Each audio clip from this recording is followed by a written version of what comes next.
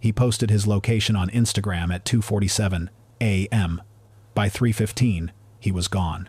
Security cameras captured 4 men, forcing him into a black SUV outside a Houston strip club. His friends called 911 immediately. But by the time police started searching, the clock was already ticking on a ransom demand that would never be paid. 3 days later, they found his body in an abandoned warehouse. And the killers had made one fatal mistake. They never turned off their phones. This is the story of Marcus "Young Ace" Thompson, a 32-year-old rapper from Atlanta whose rising career was cut short by greed, violence, and a kidnapping gone horrifically wrong. This is a story about how social media can paint a target on your back, how desperation breeds violence, and how justice arrived too late to save a life, but just in time to catch the killers. Welcome to Criminal Echoes. This case shook the hip-hop community and exposed the deadly cost of flaunting success. If you believe every victim deserves their story told, stay with me until the end. This one will leave you shaken. Marcus Deshaun Thompson was born on June 18, 1991, in the Bankhead neighborhood of Atlanta, Georgia. He was the youngest of 3 children raised by his grandmother, Dorothy Thompson, after his mother died from complications of diabetes when Marcus was only 7 years old. His father had never been in the picture, leaving Dorothy to raise 3 grandchildren on her Social Security income and whatever she could make cleaning houses in the wealthier suburbs. Bankhead in the 1992 was rough. Poverty was generational, violence was common, and opportunities were scarce. But Dorothy Thompson was determined that her grandchildren would escape the cycle. She kept them in church every Sunday, enforced strict rules about homework and curfews, and worked herself to exhaustion to keep them fed and clothed. Marcus was a quiet kid, always observing, always listening. While his older brothers got into trouble running the streets, Marcus found refuge in music. He'd save lunch money to buy blank CDs and record himself freestyling over beats he downloaded from the internet. By age 15, he was performing at local talent shows under the name Young Ace, a reference to his grandmother's nickname for him, her ace in the hole. Marcus had something special. His high school music teacher, Mr. James Robertson, later recalled. He could tell a story in 3 minutes that made you feel like you'd lived it. His lyrics were raw but intelligent. He rapped about the struggle but also about hope, about getting out, about making something of yourself. After graduating high school in 2009, Marcus faced a choice many young men in his neighborhood faced. Try to make it in music or get a regular job and accept a modest life. His grandmother wanted him to go to college, even community college, anything to have a backup plan. But Marcus had faith in his talent. He worked at Walmart during the day and recorded music at night, using every spare dollar to pay for studio time. He released his first mixtape, Bankhead Dreams, in 2011. It didn't blow up nationally, but locally, it got attention. People in Atlanta knew Young Ace. He started getting booked for small shows, making $200, $500, sometimes $1,000 a night. In 2014, Marcus's older brother, Terrell, was shot and killed in a dispute over a dice game. The loss devastated the family. Dorothy aged 10 years overnight. Marcus channeled his grief into music, releasing Letter to Terrell, a heartbreaking track that went viral on YouTube, racking up 2 million views in its first month. That song changed everything. Record labels started calling. Marcus signed with an independent label out of Miami called Block Dynasty Records in early 2015. The deal wasn't huge, $50,000 advance and a promise of marketing support, but it was legitimate. Marcus was going to be a professional rapper. His first album under the label, Against All Odds, dropped in September 2016 and performed better than anyone expected. It peaked at #43 on the Billboard 200, and the single Survivor's Guilt got radio play across the South. Marcus started touring, performing in clubs and small venues from Atlanta to Houston to Miami. By 2018, Marcus had made it, not superstar status, but comfortable. He was earning 6 figures annually from shows, streaming, and features on other artists' tracks. He bought his grandmother a house in a safer neighborhood. He drove a Bentley. He wore expensive jewelry, and he documented all of it on social media. His Instagram was a highlight reel of success: stacks of cash, designer clothes, bottles of expensive liquor in VIP sections, luxury cars. To his fans, it was aspirational. To others, it was advertising. Marcus Young Ace Thompson was showing the world exactly how much he had. and someone was paying attention. October 12, 2023, started as a good day for Marcus. He was in Houston for a show at a mid-sized venue called the Meridian. The performance went well, about 800 people showed up, the energy was high, and Marcus fed off the crowd like he always did. After the show, he met fans, took photos, and collected his payment, $8,500 in cash. His manager, Troy Williams, had flown back to Atlanta earlier that day to handle other business, leaving Marcus with his DJ, Cameron, Cam, Ellis, and 2 local guys who'd been hired as security for the night. Marcus decided to go out, hit a few clubs, celebrate the successful show. Around midnight, the group arrived at Onyx, an upscale strip club in northwest Houston. Marcus posted on his Instagram story, "Houston, showing love, pull up." The video showed him walking into the club, cash visible in his hand, his jewelry glinting under the club lights. The post got 15,000 views in the first hour. Inside Onyx, Marcus was in his element. He was in the VIP section, ordering bottles, making it rain, living the life he'd worked so hard to achieve.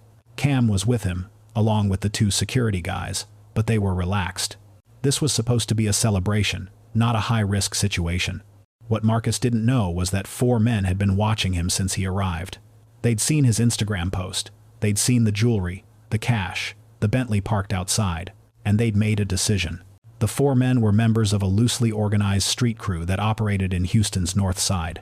They weren't a nationally recognized gang, just local criminals who'd connected through the drug trade and occasional robberies. The leader was 8-year-old Darius D-Block Jenkins, who had multiple arrests for armed robbery and assault. With him were Jerome Rome Foster, 26, Kevin K-Dog Martinez, 24, and Brandon B. Locke Harris, 23. They'd been at Onyx that night by chance, but when they saw young Ace posting his location and flaunting cash, the opportunity knocked. Darius texted the group, "We hittin' this lick, easy money." At 2:30 a.m., Marcus decided it was time to leave. He'd spent hours in the club and was tired. He said goodbye to a few people, tipped the dancers generously, and headed toward the exit with Cam and the 2 security guys. The parking lot was dimly lit, busy with people coming and going.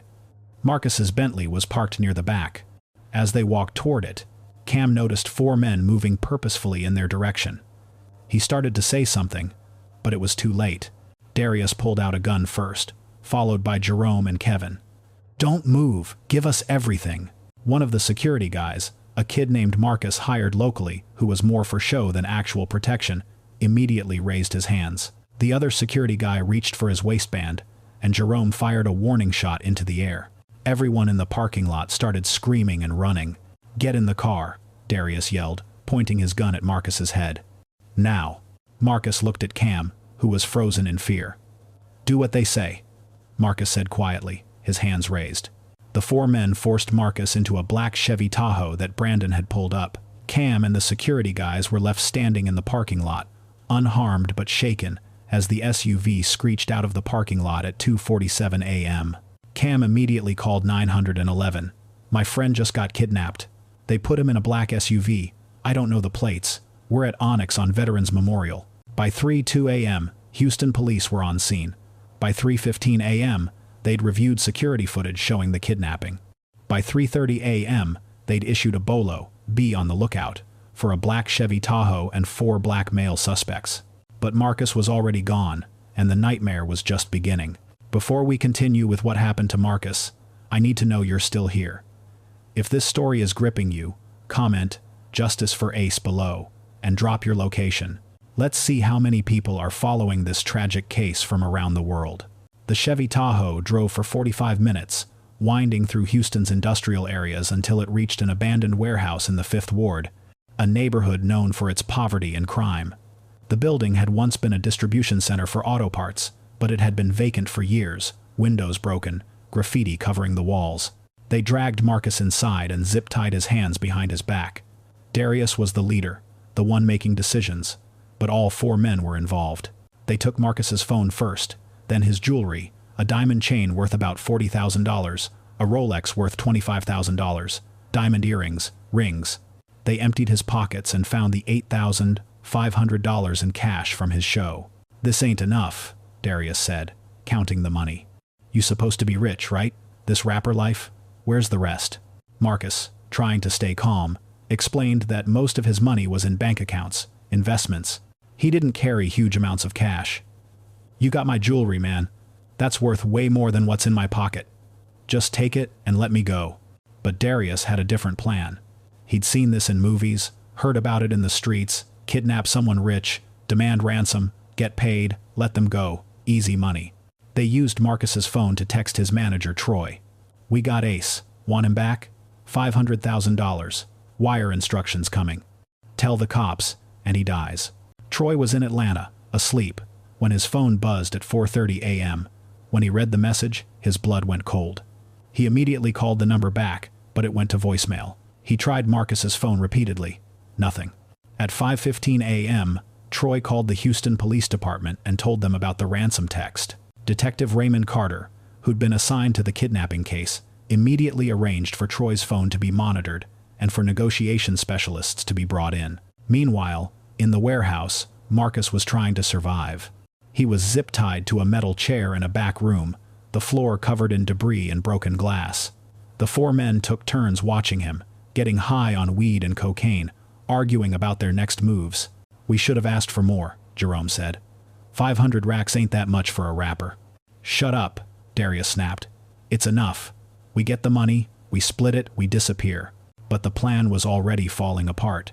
They hadn't thought through the logistics of actually collecting a ransom. They didn't know how to set up anonymous wire transfers. They didn't have a secure way to verify the money had been sent. And every hour that passed, the police were getting closer. On the second day, October 13th, Marcus tried reasoning with his captors. Listen, man, I got a grandmother who depends on me. I got family. You want money? I can get you more than $500,000, but not like this. Let me go. I'll wire you $1 million. Nobody has to know. Nobody gets hurt. Darius considered it, but Kevin shut it down. He's lying. Soon as we let him go, he's calling the cops. We stick to the plan. But there was no plan. The ransom text had been sent, but no wire instructions followed because they didn't know how to send them without being traced. Troy was calling Marcus's phone repeatedly, begging to talk to whoever had him, offering to pay, but the phone stayed off. By day 3, October 14th, tensions were rising in the warehouse. The four men were running out of patience. Marcus hadn't eaten since the kidnapping. He was dehydrated, exhausted, and terrified. He'd tried to stay strong, but the reality of his situation was setting in. These men had no exit strategy, and when criminals panic, people die. That afternoon, an argument broke out among the kidnappers. Jerome wanted to kill Marcus and dump the body, cutting their losses. Kevin agreed. Brandon was unsure. Darius wanted to wait, still believing they could get paid. We're sitting here babysitting him for nothing, Jerome shouted. Ain't no money coming. We need to handle this and bounce. Marcus heard every word. He knew what handle this meant. October 14th, 2023, 6:47 p.m. That's when everything went wrong. Darius's phone rang. It was his girlfriend, telling him the police had been by his apartment asking questions. Someone had identified the Tahoe from the security footage at Onyx. The net was closing in. Panic set in immediately. Darius hung up and told the others, "Police know my ride. They probably know who we are. We gotta move now." "What about him?" Kevin asked, pointing toward the room where Marcus was tied up. Darius looked at Marcus, and in that moment, Marcus knew. He saw the shift in Darius's eyes, the decision being made. Marcus had gone from a valuable hostage to a liability. "Please," Marcus said, his voice breaking for the first time. "I got a family, man. My grandma, she's 75. I take care of her. You don't gotta do this. Just leave me here. I'll give you a head start. I won't say nothing for 24 hours. I swear." "Shut up," Jerome yelled. He was high, paranoid, pacing back and forth. "We can't let him go. He's seen our faces. He knows everything." Brandon, the youngest of the group, looked sick. "Man, I didn't sign up for no murder. This was supposed to be a robbery."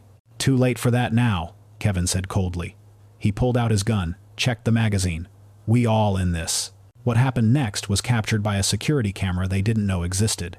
A neighboring business had a camera pointed at the side of the warehouse, and though the image was grainy and partially obscured, it recorded audio clearly. At 7:03 p.m., 3 gunshots echoed through the Fifth Ward. Marcus Young Ace Thompson, 32 years old, died tied to a chair in an abandoned warehouse, murdered by men who'd seen him as nothing more than a payday. The four men panicked after the shooting. They wiped down surfaces, grabbed Marcus's jewelry and phone, and fled in the Tahoe. They split up, agreeing to lie low and stay off the radar. But they'd made critical mistakes. They'd kept their own phones on during the entire kidnapping. They'd used Marcus's phone to send texts. They'd been caught on multiple security cameras. And most damaging of all, one of them couldn't keep his mouth shut. If this story is affecting you, if you're feeling the weight of Marcus's story, take a moment to hit that like button and subscribe. These stories need to be told, and your support helps us continue bringing justice to light. Comment, "Rip Young Ace," if you're still with me. Detective Raymond Carter had worked kidnapping cases before, but this one felt different from the start. The brazenness of snatching someone from a busy parking lot, the lack of communication from the kidnappers, the way they'd gone silent after the initial ransom text, it all suggested they were amateurs who were in over their heads. And amateurs make mistakes. The first break came from the security footage at Onyx. The cameras captured clear images of all four suspects, and more importantly, they captured the Tahoe's license plate. Within hours, police had identified the vehicle as belonging to Darius Jenkins, who had a criminal record and a last known address in Northeast Houston.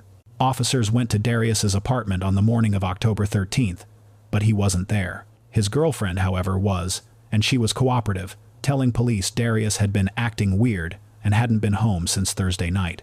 The second break came from cell phone data. Police obtained warrants for Marcus's phone records and were able to ping its last known location, the 5th Ward, near an industrial area. They expanded the search to include cell tower data for known associates of Darius Jenkins. What they found was damning. 4 phones, belonging to Darius, Jerome, Kevin, and Brandon, had all been in the same location for 3 straight days. A cell tower covering an area that included the abandoned auto parts warehouse. On October 15, 2023, at 11:23 a.m., Detective Carter led a tactical team to the warehouse. They entered with weapons drawn, expecting potential hostages or armed suspects. Instead, they found Marcus's body, still tied to the chair, 3 gunshot wounds to the chest. The scene was processed for evidence. Forensic teams found shell casings matching a 9mm handgun, fingerprints on various surfaces despite the killer's attempts to wipe them down, and most importantly, they found Marcus's phone discarded in a corner, battery dead but recoverable. The phone contained the ransom text, sent from this location, and recent calls to Troy Williams and several other contacts. The investigation was now officially a homicide, and the manhunt intensified. The third break came from an unexpected source. Brandon Belock, Harris's Instagram girlfriend. Brandon, the youngest and least experienced of the group, had been shaken by the murder. Despite instructions to stay silent and lay low, he'd gone to his girlfriend's apartment on the night of October 14th, just hours after they'd killed Marcus. He was high, paranoid, and he told her everything. The girlfriend, a 2-year-old woman named Jasmine Reyes, was horrified. She knew who Young Ace was. She'd been to one of his shows. And now her boyfriend was confessing to kidnapping and murdering him. On October 16th, Jasmine called the Houston Police Department's tip line. "I know who killed that rapper," she said, her voice shaking. "My boyfriend told me everything. I have texts where he basically admits it. I can help you find him." Detective Carter met with Jasmine that afternoon. She provided text messages where Brandon had written, "We fucked up bad. I can't believe we did that. I can still see his face." She also provided his current location, a motel in South Houston, where he'd been hiding since the murder. On October 17th, 2023, at 6 a.m., tactical units raided the motel. Brandon was arrested without incident, found in his room with some of Marcus's jewelry and $2,100 in cash. He immediately asked for a lawyer, but was told they had overwhelming evidence. By that afternoon, Brandon had made a deal: testify against the others in exchange for a lesser charge. He told investigators everything: the planning, the kidnapping, the location where they'd held Marcus, and most importantly, who pulled the trigger. Armed with Brandon's testimony, police moved quickly. On October 18th, they arrested Kevin Martinez at his sister's house in Pasadena. On October 19th, they arrested Jerome Foster at a gas station in Baytown. And on October 20th, they arrested Darius Jenkins at a hotel near the airport, where he'd been preparing to flee to Mexico. All 4 men were charged with capital murder, kidnapping, and aggravated robbery.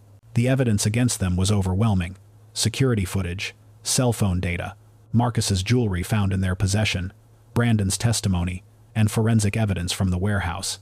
The trial of Darius Jenkins, Jerome Foster, and Kevin Martinez began in June 2024. Brandon Harris had already pleaded guilty to kidnapping and was sentenced to 30 years in exchange for his testimony. The prosecution, led by Assistant District Attorney Michelle Torres, presented a methodical case. They walked the jury through the entire timeline. The Instagram post that advertised Marcus's location, the security footage showing the kidnapping, the cell phone data proving the defendants held Marcus for 3 days, and the forensic evidence from the murder scene. Brandon's testimony was devastating. He described the kidnapping in detail, the ransom demand, the arguments in the warehouse, and finally, the moment when Jerome Foster shot Marcus 3 times, while Darius Jenkins watched and Kevin Martinez helped dispose of evidence afterward. "Why did you participate?" Torres asked him on the stand. "Because I was stupid," Brandon replied, tears streaming down his face. "I thought it was just going to be a robbery. Take his jewelry, let him go, make some money. But it got out of control. And when Rome pulled that trigger, I knew we'd all just destroyed our lives, and we took his life for nothing, for some jewelry and a few $1,000s. We murdered a man who'd worked his whole life to make something of himself, and we destroyed it in 3 days." The defense attempted to cast doubt on Brandon's testimony, calling him an unreliable witness who was saving himself by implicating others. They argued that there was no physical evidence directly tying their clients to the shooting, only circumstantial evidence and the word of a co-conspirator. But the prosecution countered with phone records showing all 3 defendants had been at the warehouse when Marcus was killed. They presented forensic evidence showing gunshot residue on Jerome's jacket, recovered during his arrest. They played the security camera audio from the neighboring business, where 3 gunshots could clearly be heard. The most emotional moment of the trial came when Marcus's grandmother, Dorothy Thompson, took the stand to give a victim impact statement. At 77, she looked smaller than her years, grief having aged her dramatically. "Marcus was my baby," she said, her voice breaking. "I raised him from 7 years old. I watched him struggle, watched him work, watched him make something of himself against all the odds. He took care of me, bought me a house, made sure I never wanted for nothing. He was a good boy who became a good man." She turned to face the defendants directly. "You took him from me for what? For jewelry? For money? You didn't just kill my grandson. You killed my heart. You killed his dreams. You killed everything he worked for. And for what? So you could buy drugs? So you could flash money you didn't earn? You're cowards. And I hope you spend the rest of your miserable lives behind bars thinking about what you did." The courtroom was silent except for Dorothy's quiet sobs. Even the defense attorneys looked shaken. The jury deliberated for 8 hours over 2 days. On July 15, 2024, they returned with their verdicts. Darius Jenkins, guilty of capital murder, kidnapping, and aggravated robbery.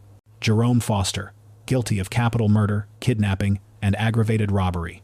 Kevin Martinez, guilty of capital murder, kidnapping, and aggravated robbery.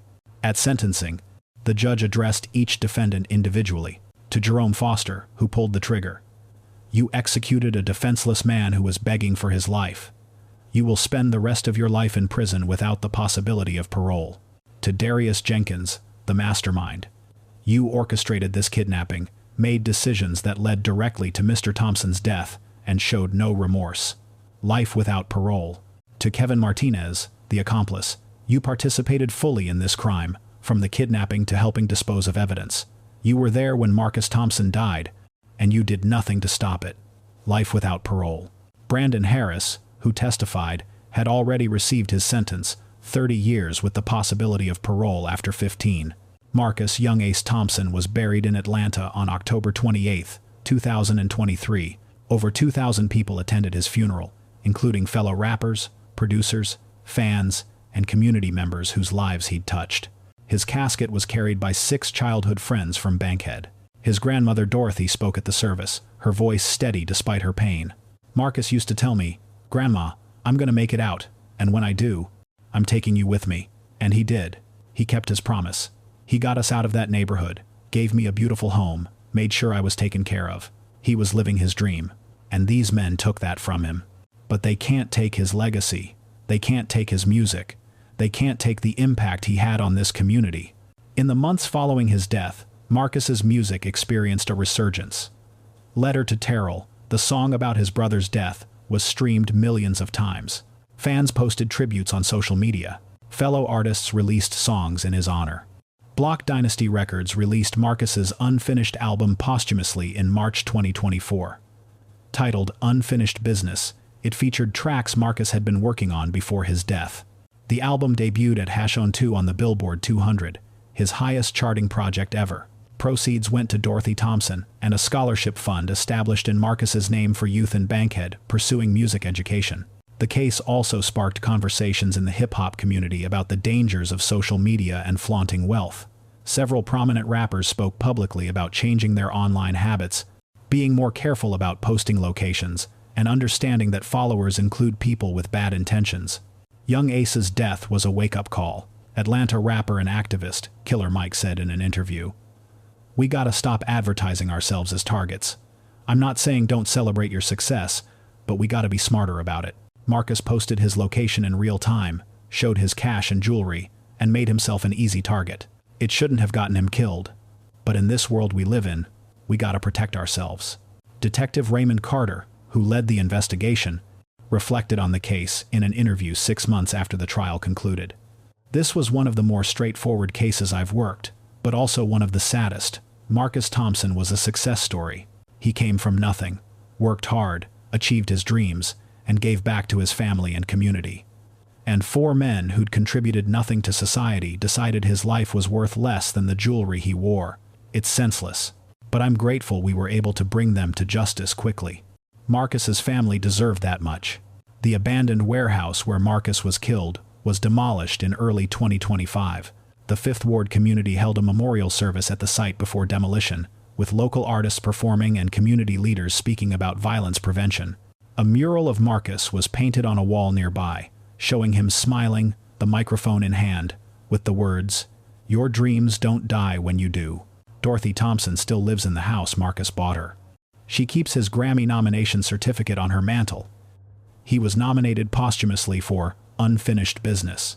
She established the Young Ace Foundation, which provides music equipment and studio time to underprivileged youth in Atlanta. Marcus's story didn't end in that warehouse, Dorothy said in a recent interview. "Those men took his life, but they couldn't take his impact. Every kid who picks up a microphone because of his story, every person who works harder because of his example, that's Marcus living on. That's his legacy, and that's something those men can never touch, no matter how many years they sit in prison." The story of Marcus Young Ace Thompson is a tragedy that never should have happened.